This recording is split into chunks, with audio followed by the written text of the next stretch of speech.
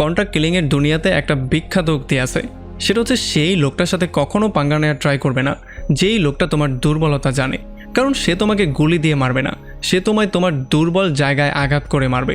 আর যতক্ষণ পর্যন্ত তুমি সেই ব্যাপারটা গেস করতে পারবে ততক্ষণে তোমার কবর খোঁড়া হয়ে গেছে।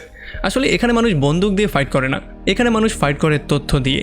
আর তোমার সম্পর্কে তোমার শত্রু যত বেশি তথ্য জানবে তত দ্রুত তোমার কবর খোঁড়া হয়ে যাবে। আর একজন প্রফেশনাল কন্ট্রাক্ট কিলার সবসময় নিজেকে ইমোশন থেকে দূরে রাখে, কারণ ইমোশন হচ্ছে কি এমন একটা জিনিস যেটা মানুষকে দুর্বল করে ফেলে। আর একজন প্রফেশনাল কন্ট্রাক্ট কিলারকে যদি দুর্বল করা যায় তাহলে তার কবর খুব সহজেই খোঁড়া যেতে পারে। আর সবচেয়ে বড় কথা হচ্ছে এখানে ইমোশনের হিসেব কেউ করে না, এখানে শুধুমাত্র গুলির হিসেব করা হয়। তাছাড়া এই লোকগুলো মোটেও এমন কোনো লোক না যারা ফ্রিতে গুলি চালাবে। যাই হোক, এই গল্পের শুরুতে আমরা দেখতে পারি জো নামের একটা লোককে। আমরা জানতে পারি প্রত্যেকটা সেক্টরে যেমন একজন মাস্টার থাকে, মানে সেই সেক্টরে সব কিছু যে রপ্ত করে ফেলে, জো হচ্ছে গিয়ে তেমনই একজন মাস্টার যে কিনা কন্ট্রাক্ট কিলিংয়ের দুনিয়াতে সবার মাস্টার হয়ে বসে আছে। আসলে এই লোকটা শুধুমাত্র টাকার জন্য কাজ করে, আর আজ পর্যন্ত তার হাত থেকে কেউ কোনোদিন বেঁচে ফিরতে পারেনি। আর আজকেও সে একটা মিশনে এসেছে, যদিও তাকে বলা হয়েছিল যে যাতে করে বেশি রক্তপাত, বেশি চিল্লাচিল্লি ঝামেলা না হয়। তবে একজন কন্ট্রাক্ট কিলার একজনকে খুন করতে যাবে আর সেখানে রক্তপাত আর চিল্লাচিল্লি হবে না, এই ব্যাপারটা তো পুরোপুরি ইম্পসিবল। এই জন্য জো প্রথমেই তার নিয়ম ব্রেক করে সেই লোকটার কাছ পর্যন্ত পৌঁছে যায়। তবে সেই লোকটা তাকে দেখার পরেই বুঝতে পারে তার মৃত্যু ঘনিয়ে এসেছে। এই জন্য সে বাঁচার শেষ একটা চেষ্টা করে, সে তাকে রিকোয়েস্ট করে বলে তাকে যেতে দেওয়ার জন্য, কারণ সেই লোকটা তাকে যা দিয়েছে সে তাকে 3 গুণ অফার করে। তবে তখন জো তাকে ক্লিয়ার করে এটা জানিয়ে দেয় যে আমাদের এই সেক্টরে টাকার কোনো মূল্য নেই, এখানে মূল্য শুধুমাত্র জবানের। সো আমি যেহেতু জবান দিয়ে ফেলেছি এই জন্য এখান থেকে সরার আমার কোনো উপায় নেই। এতটুকু বলেই সে তাকে 2-3টা শ্যুট করে সেখানে মেরে ফেলে। যাই হোক, এরপরে যখন জো সেখান থেকে পালিয়ে যাওয়ার ট্রাই করছিল তখন হঠাৎই তার মাথা ঘোরানো শুরু হয়ে যায়। এমন একটা যন্ত্রণা সে অনুভব করছিল যেন তার মাথার সমস্ত রগগুলো ছিঁড়ে যাচ্ছে। এর আগে কখনোই এমনটা তার সাথে কোনোদিনও হয়নি। তবে জো এটাকে পুরোপুরিভাবে ইগনোর করে দিয়ে আস্তে আস্তে করে সামনের দিকে যাওয়া শুরু করে। তবে এতক্ষণে গার্ডরাও এই ব্যাপারটা জেনে গিয়েছে যে এখানে একটা খুন হয়ে গেছে, এই জন্য চারপাশে হট্টগোল শুরু হয়ে যায়। এখানে আমরা মেজি নামের একটা মেয়েকে দেখতে পারি যে কিনা এই ক্লাবের একজন ডান্সার ছিল। আর যখন এখানে সে ডান্স করছিল তখনই হট্টগোলের কারণে সে মাটিতে পড়ে যায়, কারণ সেও পালিয়ে যাওয়ার ট্রাই করছিল। আর মাটিতে পড়ে যাওয়ার জন্য এক এক করে মানুষ তাকে পা দিয়ে পিষে ফেলছিল। আর জো যখন দূর থেকে দাঁড়িয়ে এই সমস্ত ব্যাপারগুলো দেখতে পারে তখন সে কোনো কিছু চিন্তা না করে সোজা তার কাছে দৌড়ে গিয়ে কোনো রকমে তাকে সেভ করে তাকে নিয়ে হোটেলের বাইরে চলে আসে। মেজি প্রথমেই তার জীবন বাঁচানোর জন্য তাকে থ্যাংক ইউ বলে। তবে তখনই জোয়ের মাথার মধ্যে আবারও সেই রকম পেইন হওয়া শুরু হয়ে যায় যেটা একটু আগে সে ফিল করেছিল, মানে তার মাথার সমস্ত রগগুলো ছিঁড়ে যাওয়ার উপক্রম হচ্ছিল। আর এরপরে যখন মেজি পানি নেওয়ার জন্য উল্টো দিকে ঘুরে তখন জো কয়েক সেকেন্ডের মধ্যে এমন করে গায়েব হয়ে যায় যেন সে কোনোদিন এখানে ছিলই না। এরপরে বাসায় ব্যাক করার পরে জো দেখতে পারে সে ভুল করে সেই মেয়েটার ফোনটা নিয়ে চলে এসেছে। যদিও ফোনের মধ্যে কোনো লক ছিল না, তবে তবুও সে ফোনটাকে চেক করার প্রয়োজনীয়তা বোধ করেনি। এরপরে পরদিন সকালবেলা ডাক্তারের কাছে গিয়ে সে সমস্ত ব্যাপারগুলো ক্লিয়ার করে বলে, আর ডাক্তার তার সিটি স্ক্যান করে সমস্ত ব্যাপারগুলো চেক করে। তবে ডক্টর তাকে আশ্বস্ত করে বলে যে ঠিক আছে, তোমার ভয় পাওয়ার দরকার নেই, কারণ তোমার ক্যান্সার হয়নি, কারণ যদি তোমার ক্যান্সার হতো তাহলে এখানে এটা ধরা পড়ে যেত। আর এরপর সে বলে যে তোমার আসলে মাথা ব্যথা কেন হচ্ছে সেই ব্যাপারটা এখন পর্যন্ত একটা গোপন ব্যাপার হয়ে আছে, এই জিনিসটা আমাদেরকে বের করতে হবে, এটার জন্য আমাদেরকে কিছু টেস্ট করতে হবে। তবে ততদিন পর্যন্ত তুমি তোমার লাইফস্টাইল চেঞ্জ করে দেখতে পারো। এখান থেকে জো সোজা চলে আসে তার বন্ধু বেনের সঙ্গে মিট করতে। আর যখন বেন এই ব্যাপারগুলো জানতে পারে যে তার শরীর ভালো নেই তখন সে তাকে কয়েকদিন ছুটি নেওয়ার জন্য বলে। আসলে বেন বিশ্বাস করতো যে শুধুমাত্র কাজের মধ্যে ডুবে থেকে এমন করে জীবনটাকে শেষ করে দেওয়া উচিত না যাতে জীবনটা কোনোদিন উপভোগী করতে না পারি। তার কথা হচ্ছে তুমি বাইরে যাও, ছুটি নাও, ঘোরো ফিরো, মেয়েদের সাথে মিট করো, বিভিন্ন জায়গায় নতুন নতুন এক্সপিরিয়েন্স নাও, এটাই তো জীবনের মানে। আর আমরা দেখতে পারি এগুলো শোনার পরে জো সিদ্ধান্ত নিয়ে ফেলে সেও যেই কোনো ওয়েতে নতুন নতুন জায়গায় নতুন নতুন এক্সপিরিয়েন্স নেওয়ার ট্রাই করবে। যেহেতু জোয়ের কোনো ফ্যামিলি ছিল না এই জন্য সে নতুন নতুন মেয়েদের সাথে কথাবার্তা বলার সিদ্ধান্ত নেয়। এরপরে যখন জো মেজির ফোনটাকে দিয়ে আসার জন্য যায় তখন মেজি তাকে দেখার পরে খুবই হ্যাপি হয়ে যায়। যদিও জো ফোনটা দিয়ে সেখান থেকে কোনো রকমে চলে আসার ট্রাই করছিল, তবে মেজি তাকে কফির জন্য বলে তার সময় আরও একটু নষ্ট করে দেয়। আর এরপর যখন সে সেখান থেকে বেরিয়ে চলে আসে আর মেজি তাকে নাম্বারটা দিয়ে দেয় তখন জো বাইরে আসার সঙ্গে সঙ্গেই নাম্বারটা ডাস্টবিনের মধ্যে ফেলে দেয়। আসলে জো কোনোভাবেই চাইছিল না এই সমস্ত আলতু ফালতু চক্করের মধ্যে পড়তে, কারণ তার কাজের প্রতি ডেডিকেশনটা একটু অন্য লেভেলের। তবে যখন সে এখান থেকে চলেই যাচ্ছিল তখন হঠাৎই তার বেনের সেই কথাটা মনে পড়ে যায়, যেখানে বেন তাকে বলেছিল যে জীবনটাকে এনজয় করতে শেখো, বিভিন্ন মেয়েদের সাথে কথাবার্তা বলে ট্রাই করো। আর এই জন্য সে চিন্তা করে যে আচ্ছা ঠিক আছে, ট্রাই করতে তো আর দোষের কিছু নেই। এই জন্য সে আবারও ডাস্টবিন থেকে নাম্বারটাকে কুড়িয়ে তোলে আর এরপর সে ট্রাই করার সিদ্ধান্ত নেয়। এরপরে সন্ধ্যাবেলায় তারা দুজন একটা রেস্টুরেন্টে মিট করে আর এখানে যখন তারা কথাবার্তা বলছিল তখন আমরা বুঝতে পারি মেজি আসলে তাকে পছন্দ করত। আর জো যেহেতু জীবনে প্রথমবার কোনো মেয়ের সাথে কথাবার্তা বলছিল, এই জন্য যেই নার্ভাসনেসটা আছে সেটা তার চেহারার মধ্যে আমরা স্পষ্টভাবে দেখতে পাচ্ছিলাম। সে কোনোভাবেই তার সঙ্গে ভালোভাবে কথাবার্তা বলতে পারছিল না, যার মানে এটাও আমরা বুঝতে পারি যে সেও আস্তে আস্তে করে তাকে পছন্দ করা শুরু করে দিয়েছিল। আর এই জিনিসটা আস্তে আস্তে করে প্রেমে কনভার্ট হয়ে যায়। এরপর থেকে আমরা দেখতে পারি কাজের ফাঁকে ফাঁকেই তারা দুজন রাস্তায় একা একা ঘুরে বেড়াতো, বিভিন্ন জায়গায় ঘুরতে যেত, ডেটে যেত। মানে একদিকে যেমন সে মানুষদেরকে মেরে তার হাত রক্তে লাল করে ফেলতো, তেমনি অন্যদিকে সে মেজিকে খুশি করার জন্য তার জন্য সকালে কফি বানানো শিখত, তাকে বিভিন্ন গিফট দিত। তো এখন যেহেতু জোয়ের লাইফটা আস্তে আস্তে করে চেঞ্জ হয়ে যাচ্ছিল, মানে সে অনেকটাই কমফোর্টেবল ফিল করছিল, এই জন্য সেই সমস্ত ব্যাপারগুলো থেকে দূরে সরে যাওয়ার ট্রাই করছিল। সে গিয়ে বেনকে বলে যে হয়তোবা আমি আমার জীবনের উদ্দেশ্যটা পেয়ে গেছি, আমার বেঁচে থাকার কারণটা আসলে ভিন্নই, এই জন্য এখন আমি এই জিনিসটা ছাড়তে চাই, এই সমস্ত খুন খারাপি থেকে আমি পুরোপুরি বেরিয়ে আসতে চাই। যদিও বেন এই জিনিসটা খুব ভালো করেই জানতো যে এখান থেকে বেরিয়ে যাওয়াটা এতটাও ইজি ব্যাপার না, তবে যেহেতু সে তার একজন ভালো ফ্রেন্ড, এই জন্য তার ফ্রেন্ড হিসেবে সে তাকে সম্পূর্ণ সাপোর্ট করার সিদ্ধান্ত নেয়। আর যেহেতু জোয়ের কোনো ফ্যামিলি ছিল না, এই জন্য জো বেন এবং তার ওয়াইফকে তার ফ্যামিলি বানিয়ে আজকে মাইজির সঙ্গে ডিনার করার জন্য বলে। তো এরপরে পরদিন সন্ধ্যাবেলা যখন তারা ডিনার করতে চলে আসে, তখন কথাবার্তার মাঝখানে হঠাৎই জো অনুভব করতে পারে তার মাথার মধ্যে আবারও সেই পেনটা শুরু হয়ে গেছে, মানে তার রগগুলো আবারও ছিঁড়ে যাচ্ছে। তবে সে এই ব্যাপারে তাদের সবাইকে বলে তাদের এই সুন্দর সন্ধ্যাটাকে নষ্ট করতে চাইছিল না, এই জন্য সে চুপচাপ বাথরুমে গিয়ে একটা ওষুধ খেয়ে ফেলে যাতে করে কোনো রকম একটু ব্যথাটা কমে যায়। এখান থেকে যখন সে আবারও সবার মাঝে ব্যাক করে তখন আমরা জানতে পারি আজকে তার বার্থডে, এই জন্য মাইজি তার সামনে একটা কেক নিয়ে আসে। তবে কেকটা কাটার আগে মাইজি তাকে একটা উইশ করার জন্য বলে। এখানে জো কি উইশ করেছে সেটা তো আমাদেরকে বলা হয় না, তবে এই জিনিসটা আমরা ক্লিয়ারলি বুঝতে পারি যে জো যেই উইশই করুক না কেন সেইটা আসলে পূরণ হওয়ার ছিল না। কারণ পরদিন সকালবেলায় যখন সে ডক্টরের কাছে যায় তখন ডক্টর সমস্ত রিপোর্টগুলো চেক করে তাকে এটা জানিয়ে দেয় যে তার একটা ভয়ঙ্কর ডিজিজ হয়েছে, যেই ডিজিজের কোনো চিকিৎসা নেই, মানে এই রোগে যারা পড়ে তারা ভুগতে ভুগতেই মারা যায়। আর এইটা শোনার পরে তার মনটা ভেঙে চুরমার হয়ে যায়, কারণ কালকেই তো সে মাইজির সঙ্গে সারা জীবন থাকার ওয়াদা করেছিল, কিন্তু আজকেই তাকে একটা এত বড় দুঃসংবাদ শুনতে হচ্ছে। এখন ডক্টর জোকে বলে যে যদি তুমি চাও তাহলে তুমি এখনই হসপিটালে ভর্তি হয়ে যেতে পারো, তবে তোমার মৃত্যু নিশ্চিত, আসলে এটার কোনো চিকিৎসা কোনো ডক্টরই করতে পারবে না। এখন জো এই সমস্ত ব্যাপারগুলোতে প্রচণ্ড আপসেট হয়ে বাসায় ব্যাক করে, আর সে গুগলে এই রোগটা সম্পর্কে সার্চ করা শুরু করে। রোগটা সম্পর্কে জানার পরে সেটা ক্লিয়ারলি বুঝতে পারে যে আসলেই তার এই রোগটা হয়েছে, কারণ এই রোগের সময় যেই সিমটমগুলো দেখা দেয় সমস্ত সিমটমগুলো তার শরীরের মধ্যে ছিল, মানে বর্তমানে তার সিচুয়েশনের সঙ্গে ম্যাচ করছিল। এই জন্য সে বুঝতে পারে যে তার আসলে মৃত্যু নিশ্চিত। এই জন্য সে চিন্তা করা শুরু করে যে এখন সে কী করবে, কারণ সে যেই কোনো সিদ্ধান্তই নিক না কেন সেটা তাকে খুব দ্রুতই নিতে হবে। এই জন্য প্রথমেই সে তার ঘর থেকে সমস্ত যন্ত্রপাতি যত বন্দুক টন্দুক ছিল সেগুলো বের করে ফেলে, সেগুলোকে একটা বস্তায় ভরে নদীর মধ্যে ফেলে দেয়। এরপরে যত টাকা আর গোল্ড তার কাছে ছিল সবগুলোকে একটা ব্যাগের মধ্যে ভরে সেগুলো নিয়ে সোজা চলে আসে বেনের কাছে। আর বেনকে এই টাকাগুলো দিয়ে সে বলে যে আমি একটা কন্ট্যাক্ট দিতে চাই, একজনের মার্ডারের কন্ট্যাক্ট, যার মৃত্যুটা খুবই সহজ এবং স্বাভাবিক হওয়া উচিত, মানে তাকে এমনভাবে মারতে হবে যেন মৃত্যুর সময় সে তেমন কোনো কষ্ট না পায়। আর এগুলো দেখার পরে বেন নিজেও পুরোপুরি শক্ট হয়ে যায়। এই জন্য সে এসে তাকে জিজ্ঞেস করে যে আসলে এতগুলো বছর যাবত তুমি কারো কন্ট্যাক্ট দাওনি, তবে আজকে কি এমন হয়ে গেল যে তুমি কারো কন্ট্যাক্ট নিয়ে চলে এসেছো। তবে যখন আবার বেন জানতে পারে জো তার নিজের কন্ট্যাক্ট নিয়ে এসেছে তখন তো তার পায়ের নিচ থেকে মাটি সরে যায়। সে তাকে জিজ্ঞেস করে যে আসলে কি হয়েছে, তুমি কেন নিজের কন্ট্যাক্ট দিতে চাইছো। তখন জো তাকে বলে যে দেখো আমার যেই রোগটা হয়েছে সেই রোগটা আস্তে আস্তে করে আমাকে ভেতর থেকে ভেঙে চুরে খেয়ে ফেলছে, আমার মৃত্যু এমনিতেও নিশ্চিত, কারণ এই রোগের কোনো চিকিৎসা নেই। আর আমি এইটাও চাইছি না যে মেজি আমাকে এমন করে ভেঙে পড়তে দেখুক, এই জন্য আমি চাই যাতে করে কন্ট্যাক্ট কিলিংয়ের মাধ্যমে আমাকে এমনভাবে সহজ একটা মৃত্যু দেওয়া হয় যাতে কারো কোনো সন্দেহ না হয়। কারণ সে চাইছিল তার যত টাকা পয়সা আছে সেগুলোকে ইন্স্যুরেন্সের মাধ্যমে মেজির নামে করে দিতে। এখন সে এইটাও খুব ভালো করে জানে যে যদি সে সুইসাইড করে ফেলে তাহলে ইন্স্যুরেন্সওয়ালারা তাকে একটা পয়সাও দেবে না। এই জন্য তার মৃত্যুটা এমন হওয়া উচিত যেন দেখে মনে হয় এটা খুবই স্বাভাবিক এবং এতে কারো সন্দেহও না হয়। আর এগুলো শোনার পরে বেন তাকে বলে যে দেখো তুমি যেমনটা চাইবে তেমনটাই হবে, তবে তুমি এই জিনিসটাও মাথার মধ্যে ঢুকিয়ে ফেলো যে আমি তোমার মৃত্যুর কন্ট্যাক্ট কাউকে দিতে পারবো না, না 22 লাখের জন্য না 22 কোটির জন্য। তুমি চাইলে এই কাজটা অন্য কাউকে দিয়ে করিয়েই ফেলতে পারো। আসলে জো এই ব্যাপারটা জানতো যে বেন কখনোই তার কন্ট্যাক্ট দিবে না, তবে যেহেতু সে বড় ভাইয়ের মতো তাকে শ্রদ্ধা করে এই জন্য সে তাকে এটা জানানোর প্রয়োজন বোধ করেছে যে আসলে ভবিষ্যতে সে কী করতে যাচ্ছে। তো এরপরে জো চলে আসে মারিয়ানা নামের একটা মেয়ের কাছে, যে কিনা একটা বিশাল বড় গ্যাংস্টারের মেয়ে ছিল। তবে এখন সে একটা কোম্পানি চালায়, যেই কোম্পানির আন্ডারে বিভিন্ন সার্ভিসের পাশাপাশি বিভিন্ন গ্যাংস্টাররাও কাজ করে, তাছাড়া বিভিন্ন সিরিয়াল কিলাররাও তার কন্ট্রাক্টেই কাজ করে। এই জন্য জো এখানে এসেছে তার নিজের কন্ট্রাক্টটা দেওয়ার জন্য।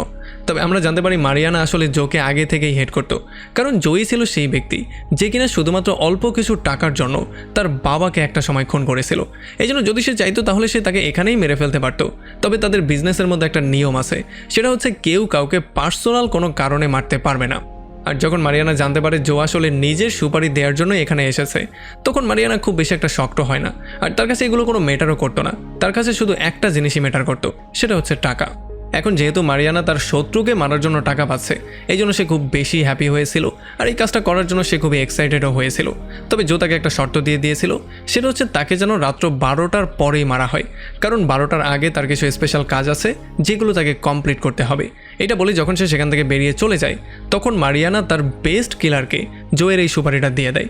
আসলে জো যেভাবে বলেছিল মারিয়ানা সেইভাবেই ব্যাপারটাকে এক্সিকিউট করার প্ল্যানিং করেছিল, কারণ যেহেতু সে টাকা পেয়েছে এই জন্য নিয়মকানুন তাকে ফলো করতেই হতো। যাই হোক, এরপরে আমরা কিছু স্পেশাল সিরিয়াল কিলারকেও দেখতে পারি যারা কিনা যার যার ফিল্ডে মাস্টার ছিল, মানে তাদের কিলিংয়ের মধ্যে একটা স্পেশাল ব্যাপার ছিল, তারা যার যার ওয়েতে মানুষ খুন করতে পছন্দ করতো। আমরা দেখতে পারি মিস্টার ক্রুজ নামের একটা ভয়ঙ্কর কিলারকে, যে কিনা জোয়ের এই ডিলটা নেওয়ার জন্য সরাসরি না করে দেয়, কারণ জোয়ের মতো একটা কিলারকে মারার জন্য সে আরও বেশি পেমেন্ট চাইছিল, কারণ এই পেমেন্টটা তার জন্য কম হয়ে যাচ্ছিল। তবে আমরা দেখতে পারি একজন কোরিয়ান এবং একজন হাঙ্গেরিয়ান ফাইটার এই ডিলটা অ্যাকসেপ্ট করে ফেলে, আর তারা জোকে মারার জন্য বেরিয়েও পড়ে। আর এদিকে জো গিয়ে রাতের বেলায় মেজির সঙ্গে মিট করে আর তাকে সরাসরি জানিয়ে দেয় সে ব্রেকআপ করতে চায়। আর এগুলো শোনার পরে মেজি পাগলের মতো কান্নাকাটি করা শুরু করে, আর তাকে এই অবস্থায় দেখার পরে জো অনেক কষ্টে নিজেকে সত্যিটা বলা থেকে আটকায়, কারণ সেই জিনিসটা খুব ভালো করেই জানতো যে মেজি যদি সত্যিটা জেনে যায় তাহলে সে কখনোই তার থেকে নিজেকে দূরে সরাতে পারবে না। এই জন্য তার জন্য এইটাই ভালো যে সে তাকে ঘৃণা করুক আর আস্তে আস্তে করে তার থেকে দূরে সরে যাক। এরপরে রুমের মধ্যে এসে জো নিজেকে লক করে ফেলে আর এই সমস্ত ব্যাপারগুলো নিয়ে চিন্তাভাবনা করা শুরু করে। আসলে এখন তার শুধুমাত্র অপেক্ষারই পালা, তার অপেক্ষা করতে হবে 12টা পর্যন্ত, কারণ যখনই 12টা বাজবে তখনই কিলাররা তাকে মারার জন্য হাজির হয়ে যাবে। এরপরে জো মেজির জন্য অনেকগুলো ইমোশনাল মেসেজও রেকর্ড করে, তবে সেগুলো সেন্ড করতে তার হাত কাঁপছিল। এমনই কাঁপাকাঁপি করতে গিয়ে একটা সময় একটা মেসেজ সেন্ড হয়ে যায় আর মেজি সমস্ত সত্যিটা জানতে পারে। মেজি জানতে পারে সে কেন এগুলো করছে এবং তার আসলে কি হয়েছে। আর এই সমস্ত ব্যাপারগুলো চিন্তা করেও জোয়ের মাথা আরও বেশি গরম হয়ে যায়, সে মটটট খাওয়া শুরু করে। তবে তখনই তার কাছে ডাক্তারের কল চলে আসে। ডাক্তার তাকে বলে যে আমাদের ক্লিনিকের মানুষজন একটা বিশাল বড় ভুল করে ফেলেছে, আসলে তোমার কোনো রোগটোক হয়নি, তারা অন্য একজনের রিপোর্ট তোমার সাথে ম্যাচড আপ করে দিয়েছে, যেই জন্য আমাদের দ্বারা এই বিশাল বড় ভুলটা হয়ে গেছে। আর এইটা শোনার সঙ্গে সঙ্গেই তার নজর চলে যায় ঘড়ির দিকে, কারণ 12টা বাজতে আর কয়েক মিনিটই বাকি ছিল। 12টা বাজার সঙ্গে সঙ্গে এখানে সমস্ত কিলাররা এসে হামলে পড়বে। এরপরে যখনই 12টা বেজে যায় তখন কোরিয়ান গ্যাংটা জোয়ের ঘরের মধ্যে চলে আসে আর তারা জোকে মারার জন্য ফুললি প্রিপারেশন নিয়ে ফেলে। যদিও জো তাদেরকে বুঝিয়ে বলে যে গোয়াং তুমি এখান থেকে চলে যাও, কারণ ডিলটা ক্যান্সেল হয়ে গেছে। তবে গোয়াং তার কোনো কথাই শুনছিল না, কারণ গোয়াং এই জিনিসটা জানতো না যে এই ডিলটা সে নিজেই দিয়েছে। এই জন্য তার লোকজন বারবার করে জোয়ের উপরে আক্রমণ করে। জো যদিও তাদের সাথে ফাইট করছিল আর বারবার করেই বুঝিয়ে বলার ট্রাই করছিল যাতে করে তারা খুব সহজে এখান থেকে চলে যায়, তবে যেহেতু তারা যাচ্ছিল না আর তারা জোকে মারার ট্রাই করছিল, এই জন্য বাধ্য হয়েই জোকে তাদের সঙ্গে ফাইট করতে হয়। আর একটা সময় বাধ্য হয়েই তাদের এক এক করে সবাইকে মেরেই ফেলতে হয়। তো এখান থেকে বের হয়ে জো কোনো সময় নষ্ট না করে সোজা মারিয়ানাকে কল দেয় আর তাকে বলে যে আমি এই ডিলটা ক্যান্সেল করছি, তোমার সমস্ত লোকজনকে এখান থেকে চলে যাওয়ার জন্য বলো, যদি জরিমানা দিতে হয় তাহলে সেটার জন্য আমি রেডি আছি, যদি তুমি চাও তাহলে যেই 22 লাখ তোমাকে আমি দিয়েছি সেটাও তুমি নিয়ে নিতে পারো। তবে মারিয়ানার কণ্ঠর মধ্যে তার প্রতি ঘৃণা স্পষ্ট ছিল, সে কোনোভাবেই তাকে ছাড়তে চাইছিল না। সে তাকে বলছিল তুই ভুলে গেছিস এত জলদি, তুই আমার বাবাকে নির্মমভাবে খুন করেছিলি, আর এখন যেহেতু আমি এতদিন পরে একটা সুযোগ পেয়েছি, এই সুযোগ আমি কোনোভাবেই হাতছাড়া হতে দিব না, আমি তোকে তোর জালের মধ্যে ফেলেই শেষ করব। এরপরে জো হাঙ্গেরিয়ান বয়েজদেরকেও তার সামনে দেখতে পারে, যদিও তাদেরকেও সে চলে যাওয়ার জন্য বলে, তবে তারা কোনোভাবেই যাচ্ছিল না। এই ছেলেগুলো ছিল খুবই ভয়ঙ্কর, তারা টাকার জন্য যেই কোনো কিছু করতে পারত। তবে যেহেতু জো ছিল অনেক বেশি পাওয়ারফুল এবং শক্তিশালী, এই জন্য সে খুব সহজেই একজনকে ধরে পায়ের নিচে পিষে ফেলে আর পরের জনকেও শেষ করে দিয়ে কোনো রকমে সে এখান থেকে পালিয়ে চলে যায়। আর যখন মারিয়ানা জানতে পারে তার পাঠানো কিলারদেরকে এক এক করে জো শেষ করে দিয়েছে আর তারা জোকে মারতে পারেনি, তখন তার মাথা আরও বেশি গরম হয়ে যায়। এই জন্য সে তার রেঞ্জ আরও বাড়িয়ে দেয়, মানে এখন সে তার নিজের টাকাও এখানে যুক্ত করে দেয় আর এখানে পুরস্কারের টাকা সে 40 লাখ করে দেয়। আর এদিকে ট্যারি, যে কিনা আগের বার কন্ট্রাক্টটা নেওয়ার জন্য না করে দিয়েছিল, সে এতগুলো টাকা শোনার পরে কন্ট্রাক্ট নেওয়ার জন্য রাজি হয়ে যায়। আসলে এতগুলো টাকার জন্য সে শুধুমাত্র জোকে না, পৃথিবীর যে কাউকে মারার জন্য রেডি হয়েছিল। আর আমরা দেখতে পারি শুধুমাত্র ট্যারিই না, পৃথিবীর অন্য অন্য যত ভয়ঙ্কর কিলাররা আছে তারাও জোকে মারার জন্য এই কন্ট্রাক্টটা নিয়ে ফেলে, কারণ এত বড় একটা অ্যামাউন্ট কেউই মিস করতে চাইছিল না। যখন ম্যাকেন ব্রাদার এই ব্যাপারটা সম্পর্কে জানতে পারে, তখন তারাও দ্রুত এই কন্ট্রাক্টটা নেওয়ার জন্য রাজি হয়ে যায়।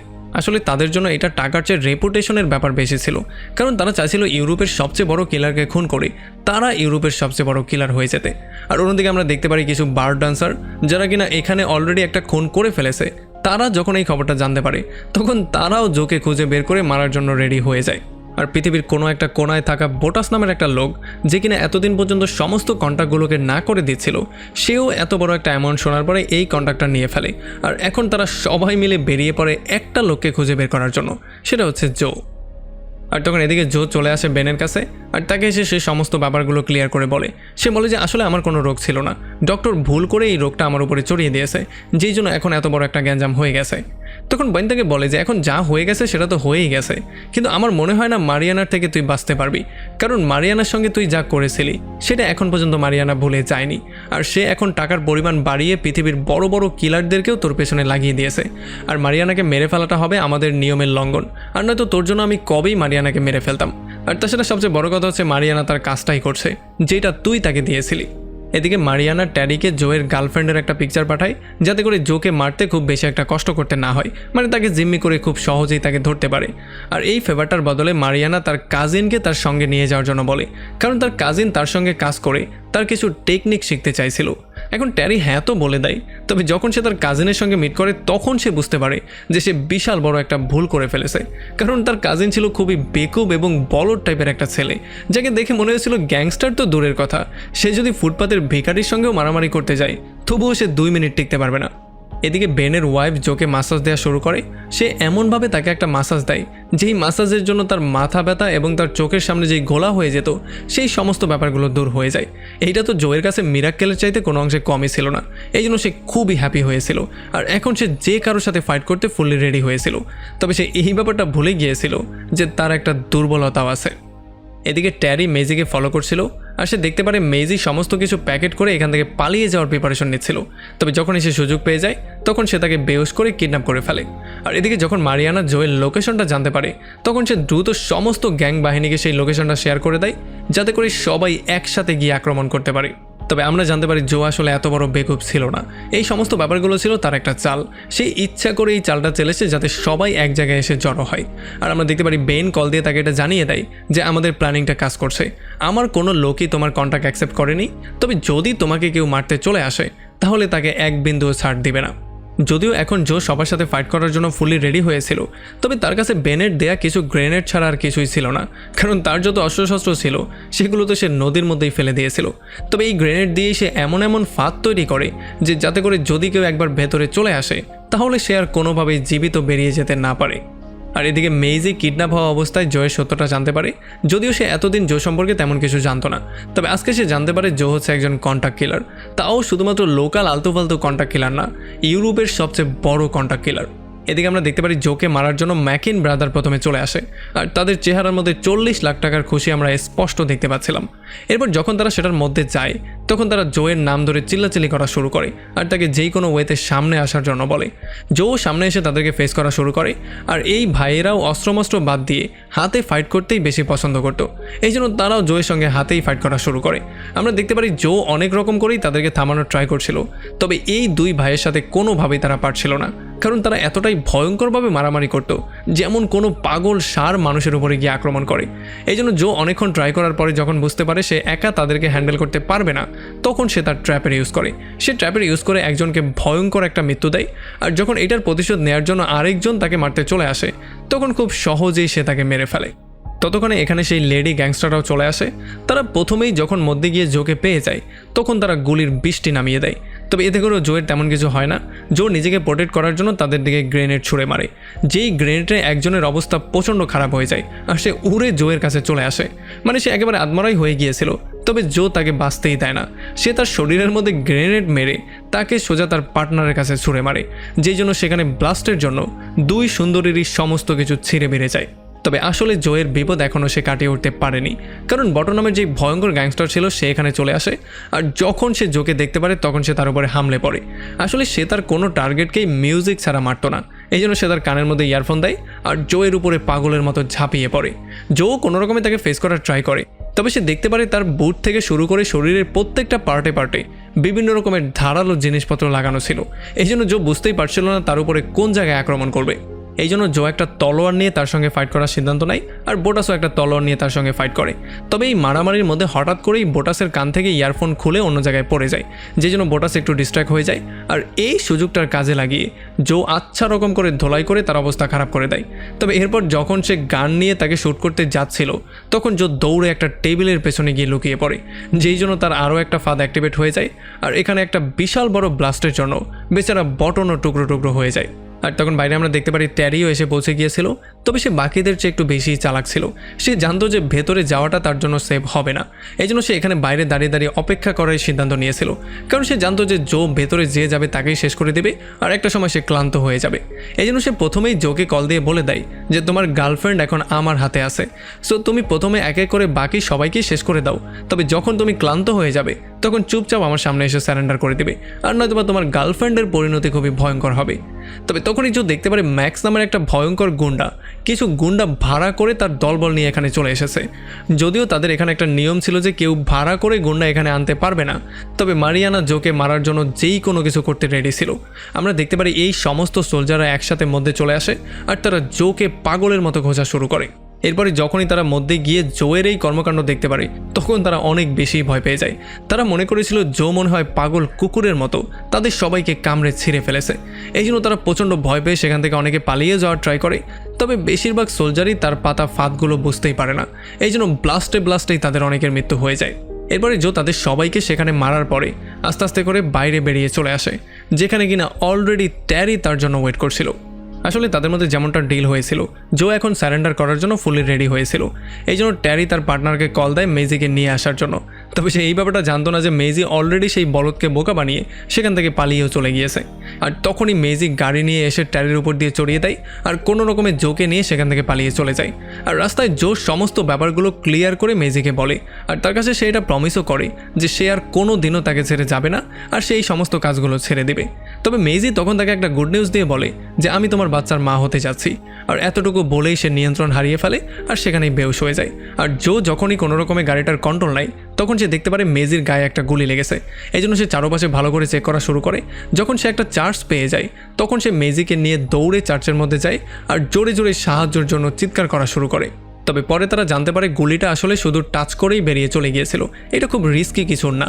এই জন্য ফাইনালি সে একটু শান্ত হয় আর পরবর্তীতে কি হয়ে যায় এই ব্যাপারটা নিয়ে চিন্তা করে জো ফাইনালি মেজিকে প্রপোজই করে দেয় আর তাকে বিয়ের জন্য বলে। তবে তখন আবার ফাদার তাকে বলে যে যদি তুমি বিয়ে করতে চাও তাহলে বিয়ের আগে তোমার সমস্ত গুনার কনফেশন করতে হবে, যদি তুমি সেগুলো করো তাহলেই এই পবিত্র সম্পর্কে তুমি জড়াতে পারবে। এরপরে যখন জো এক এক করে তার সমস্ত কর্মকাণ্ডগুলো বলা শুরু করে তখন ফাদার এগুলো বিশ্বাসই করতে পারছিল না। আর ফাদার তাকে বলে দেয় যে আসলে তোমার পাপটা মোছা যাবে না, কারণ এগুলো অনেক বেশি হয়ে গেছে, তুমি আসলে নরকেই যাবে। তবে তখন আবার জো তাকে কনভিন্স করে বলার ট্রাই করে যে দেখুন আমি যাদেরকেই টার্গেট করেছি তারা সবাই বড় বড় ক্রিমিনাল ছিল, আমি জীবনেও কোনো নিরীহ মানুষকে খুন করিনি। তবে এগুলো বলে কোনো রকমে সে ফাদারকে কনভিন্স তো করে ফেলে। তবে যখন তারা বিয়ে পড়াতে যাচ্ছিল, মানে সমস্ত নিয়মকানুনগুলো পালন করতে যাচ্ছিল, তখন এখানে ট্যারি চলে আসে আর সে শ্যুট করে সোজা বেচারা ফাদারকেই মেরে ফেলে। আর তখন ম্যাক্সও তার লোকজন নিয়ে এখানে চলে আসে আর তারা চার্চের মধ্যে সবার উপরে হামলে পড়ে। তারা কতগুলো গ্রেনেড মেরে দেয়, যেই জন্য ব্লাস্টের জন্য চার্চের অনেক ক্ষতিও হয়ে যায়। তবে তখন আবার ট্যারি এই জিনিসটা ভালো করেই বুঝতে পারে যে আসলে ম্যাক্স এবং তার লোকজনকে মারিয়ানা তাকে মারার সুপারিও দিয়েছিল। এই জন্য সে নিজের জীবন বাঁচানোর জন্য এক এক করে তাদের সবাইকে মারা শুরু করে। তবে কয়েকজনকে মারার পরে হঠাৎ করেই তার উপরে বিশাল বড় একটা লোহার জিনিস পড়ে যায়, যেই জন্য সে অনেক বেশি আহত হয়ে যায়। আর যখন ম্যাক্স তাকে শ্যুট করে মারতেই যাচ্ছিল তখনই জো তার সামনে চলে আসে আর জো তাকে গান পয়েন্টে নিয়ে ট্রিগারে চাপও দিয়ে দেয়। তবে তার বন্দুকের মধ্যে আসলে গুলিই ছিল না। আর তাকে এমন দুর্বল অবস্থায় দেখতে পেয়ে ম্যাক্স কোনোভাবেই তার হাসি থামাতে পারছিল না। এখন যখনই ম্যাক্স তাকে শ্যুট করে মারতে যাচ্ছিল তখনই কেউ একজন শ্যুট করে তার মাথার খুলি উড়িয়ে দেয়। আসলে গুলিটা মেজি করেছিল আর মেজির এত সুন্দর নিশানা দেখার পরে জো নিজেও পুরোপুরি শক্ট হয়ে গিয়েছিল। যাই হোক, এখন শুধুমাত্র ট্যারি জীবিত ছিল। তবে জো ফাদারের কাছে প্রমিস করেছিল যে এখন থেকে সে আর কোনো মানুষকেই খুন করবে না, এই জন্য সে আর ট্যারিকে কিছু করে না, তাকে ছেড়ে দেয়। এদিকে যখন মারিয়ানা এই সমস্ত ব্যাপারগুলো জানতে পারে তখন সে প্যাকেট করে পালিয়ে যাওয়ার সিদ্ধান্ত নিয়ে ফেলে। তবে বেন এসে তাকে হাতে নাতে ধরে ফেলে আর সে তাকে বলে যে তোমার বাবার মতো তুমিও সোলজারদেরকে এই গেমের মধ্যে ইন্ট্রোডিউস করে সমস্ত নিয়মগুলো ব্রেক করে দিয়েছো, সো এইটার শাস্তি তো তোমাকে পেতেই হবে। এতটুকু বলেই সে তাকে শ্যুট করে মেরে ফেলে। এখন ফাইনালি জয়ের কোনো শত্রু ছিল না, আর তারা পরবর্তীতে গিয়ে সেই চার্চেই বিয়ে করে, যেই চার্চে এই সমস্ত ব্যাপারগুলো হয়েছিল। আর চার্চের যত ক্ষতি হয়েছিল সমস্ত টাকাগুলো সে নিজে থেকেই দিয়ে দেয়। এদিকে যেহেতু ট্যারি জোকে মারতে পারেনি, এই জন্য মনে মনে সে একটু বেশি রাগ হয়েছিল। তবে সে এই ব্যাপারটাও অস্বীকার করতে পারছিল না যে আসলে জয়ই হচ্ছে ইউরোপের সবচেয়ে বড় গ্যাংস্টার। আর এমনই সুন্দর একটা হ্যাপি এন্ডিংয়ের সঙ্গে এই পুরো মুভিটা এখানেই শেষ হয়ে যায়।